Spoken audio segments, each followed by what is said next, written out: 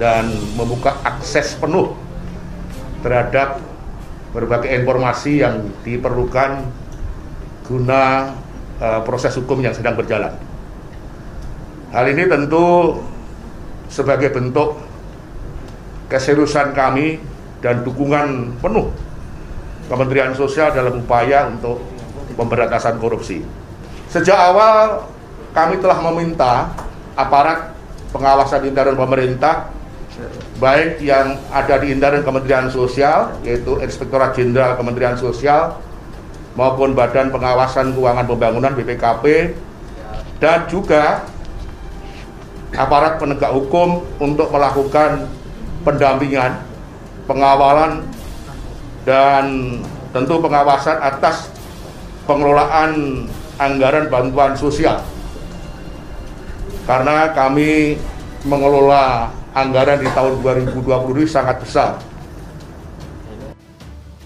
Iya, tentunya kita menghormati proses hukum yang tengah berjalan di KPK. Perlu juga saya sampaikan bahwa saya sudah ingatkan sejak awal kepada para menteri Kabinet Indonesia Maju, jangan korupsi. Sudah sejak awal. Dan juga terus-menerus saya sampaikan untuk menciptakan sistem yang menutup celah terjadinya korupsi. Proses penyelesaian penyidikan terkait dengan dugaan korupsi di Kementerian Sosial sejauh ini terus dilakukan oleh tim penyidik KPK, tentu dengan mengumpulkan alat bukti, data, dan informasi. Kami memastikan bahwa seluruh data dan informasi akan dikonfirmasi lebih lanjut kepada para saksi-saksi yang nantinya akan dipanggil dan diperiksa oleh tim penyidik KPK.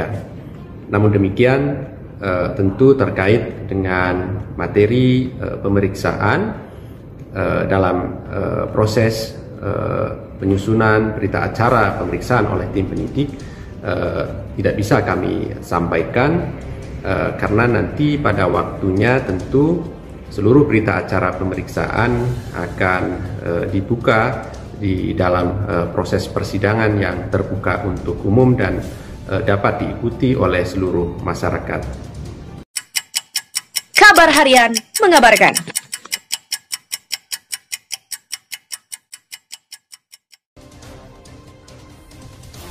Demi nama baik istana, elit Demokrat ingin putra kandung Jokowi serahkan diri ke KPK. Komisi Pemberantasan Korupsi sudah menetapkan Menteri Sosial Juliari Peter Batubara sebagai tersangka kasus dugaan korupsi bantuan sosial atau bansos untuk masyarakat terdampak pandemi COVID-19.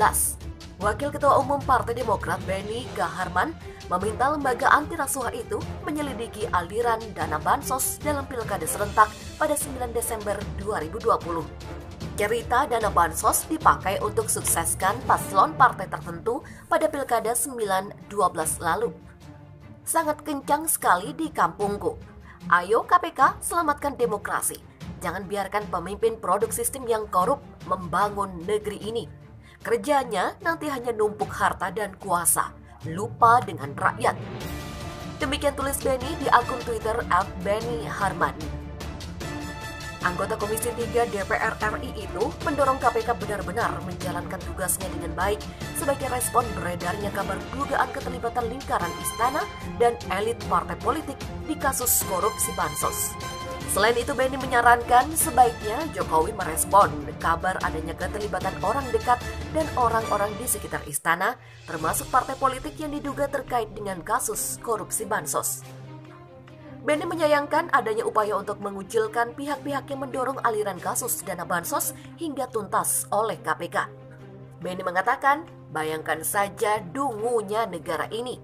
Kelompok yang mendesak KPK usut tuntas kasus korupsi bansos yang mengalir jauh sampai ke pilkada untuk sukseskan paslon partai tertentu dibilang kelompok intoleran, dibilang sahabat kaum kadrun, dibilang tidak Pancasilais, macam-macam saja. Padahal rakyat sedang memonitor. Diduga terlibat skandal bansos, Gibran menyatakan jika mau korupsi yang besar dong.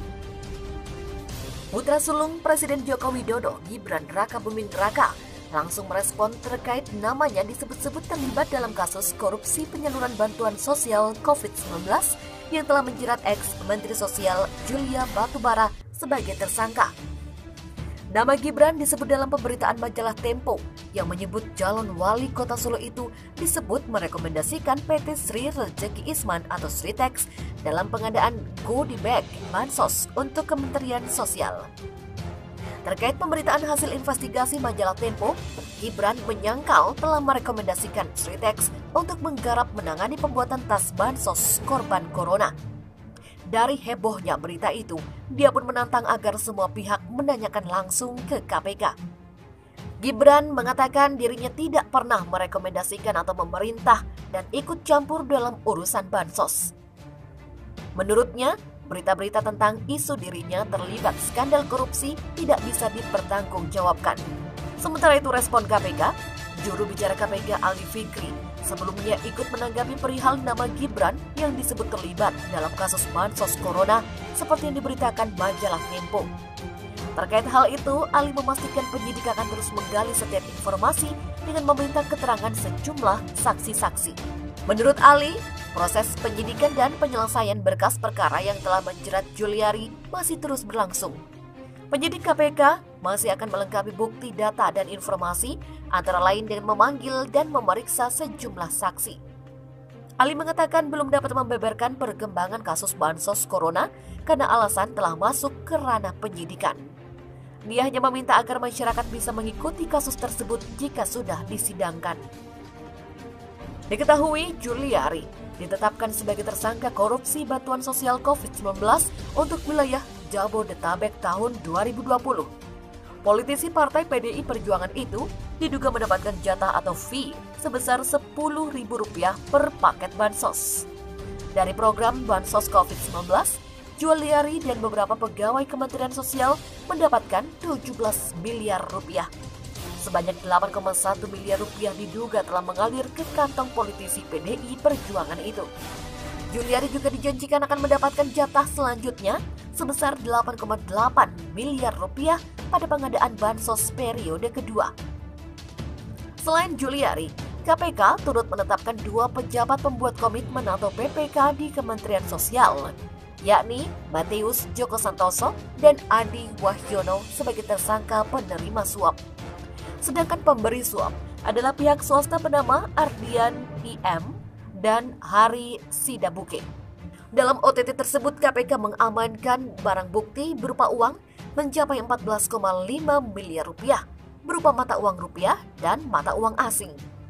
Masing-masing sejumlah sekitar Rp11,9 miliar, sekitar 171,85 US dollar atau setara dengan Rp2,420 miliar dan sekitar 23.000 atau setara dengan Rp243 juta. Usai ditetapkan sebagai tersangka, Juliari langsung menyerahkan diri ke kantor KPK.